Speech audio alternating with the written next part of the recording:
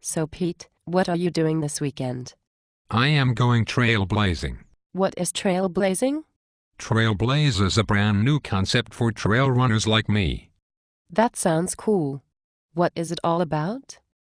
Well, basically, I start at one end of a long-distance trail and keep going until I can no longer move. Are you kidding me? That sounds totally insane. No, it is really cool. I don't get it. What's the point? Basically, the further I go, the cooler I am. If I make it to certain special checkpoints along the trail, I will be rewarded with wristbands of different colors. These special checkpoints are called hotspots. If you make it to the first hotspot, you will earn a green Trailblaze wristband. This is at about 10K. The next one is blue at about half marathon distance, orange for marathon distance, red for ultra distance. If you work really hard and make it to the end of the trail, you will get a black band. This is my aim. Not many people have what it takes to earn the black band. You were retarded. So how long are the trails? Each one is quite different in length and character. But they are all stunningly beautiful and a great way to experience some of the best landscape in the world. So which one are you going to do this weekend? I plan to do them all, but I cannot decide which to do first. I could do the Cotswold Way, Thames Path, Ridge Way, Cleveland Way, South Downs Way, Pennon Way, Office Dyke, or the Southwest Coast Path. I feel like a kid in a sweet shop. I see, but how does anyone know how well you have done? Each of the trails has been equipped with electronic checkpoints at regular intervals. As I progress along the trail, I must insert my Trailblaze timing tag into these electronic boxes. Once I have finished, my data is uploaded to a leaderboard on the Trailblaze website where my friends can see how well I did, and my rivals can see what they have to do to better me. Cool, so it's like a race that you can start anytime you like? Exactly. You got it. So when is the winner announced? Each trail is open for a full year. You can take part whenever you like.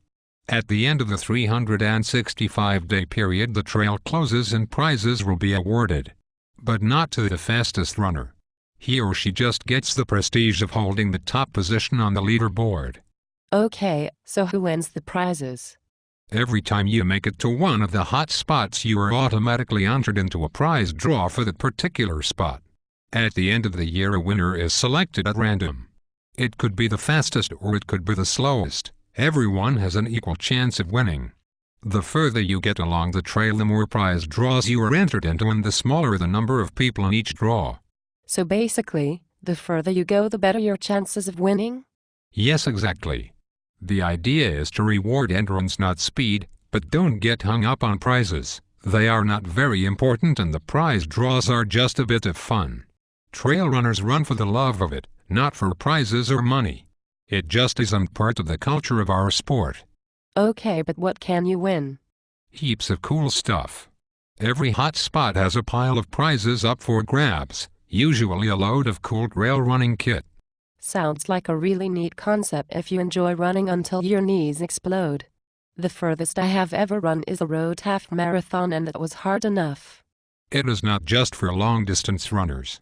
If you have run a 10K or half marathon before, then I am certain that you would enjoy running the first part of the trail and maybe going for the green, blue, and perhaps even orange hot spots. I am certain that you would surprise yourself. Trail running is easier on the joints than road running, and because it is such a joy being surrounded by nature and great views, you feel like you can keep going for longer. So let's say I give it a try and end up running 20 or even 50K. How do I get back to my car? Good question, Cindy. Most checkpoints are situated not far from a public transport route, but you do need to plan your run carefully and work out your own logistics. The Trailblaze website has plenty of useful information to help you do this, but the easiest option is to have a support person who takes the car and meets you at designated points along the trail to keep you topped up on water and food and drive you home once you are done. It can be pretty fun. Not convinced. I think I would rather go shopping. Well, actually you could. I expect to be running for about 20 hours, so you would have plenty of time to duck off en route and do some shopping in between servicing my needs. I am not offering. That is a shame. I like the idea of you servicing my needs. But actually I am so damned hard that I intend to run the entire length of the trails completely self-supported. My old friend Doug and I are doing it together. We really get a kick out of taking on this kind of challenge together. It's just a big adventure. A bit like Mission Impossible. What do you mean by self-supported? It means that we will carry all our own food and water. It is more difficult to do it this way, but ultimately I find it more satisfying. I'm so glad we had this conversation. It sounds like a pretty dumb way to spend a weekend. Thanks. So what will you be doing this weekend, Cindy? I am not sure yet.